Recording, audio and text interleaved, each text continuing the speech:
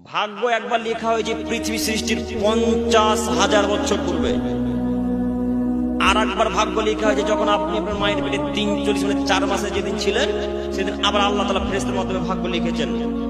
আবার এই সবে কাদারের রাত্রে আল্লাহ তাআলা ভাগ্য লিখেন 1 বছরের মধ্যে আপনি কি করবেন, কবে মারা যাবেন, কতদিন চলাচল করবেন, কি করবেন না করবেন, সব কিছু আল্লাহ তাআলা লিখে রাখেন এই কদর রাত্রিতে।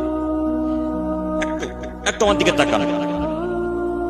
আমি রাস্তাতে চলে যাচ্ছিলাম, যেতে যেতে যেতে যেতে মনে করেন যে হরিশ্চন্দ্রপুরে অ্যাক্সিডেন্ট হয়ে আব্দুল করিমের মৃত্যু লেখা আছে।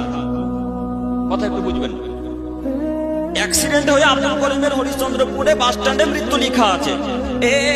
আজকে এখন আমি কাদের রাত্রে দোয়া করলাম আল্লাহকে, বললাম আল্লাহ আমার হায়াতকে তুমি বাড়িয়ে দাও, আল্লাহ কোথাও যেন আমার দুর্ঘটনা না ঘটে, আল্লাহ তুমি তো রহমান, তুমি তো রহিম, তুমি তো সবকিছু দিনে বলা, আল্লাহ তুমি তো গফুরুর রহিম, আল্লাহ আমার যত 1 বছর জীবনে সারা জীবনে যত দুর্ঘটনা ঘটবে আল্লাহ তুমি সব দুর্ঘটনা থেকে আমাকে মুক্তি দাও।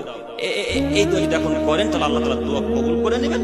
ওই হরিশ্চন্দ্রপুর যে অ্যাক্সিডেন্টটা লেখা ছিল আজ থেকে 50,000 বছর পূর্বে পৃথিবী সৃষ্টির, ওই অ্যাক্সিডেন্টটাকে আল্লাহ তাআলা এখন কি করবেন, কেটে দেবেন।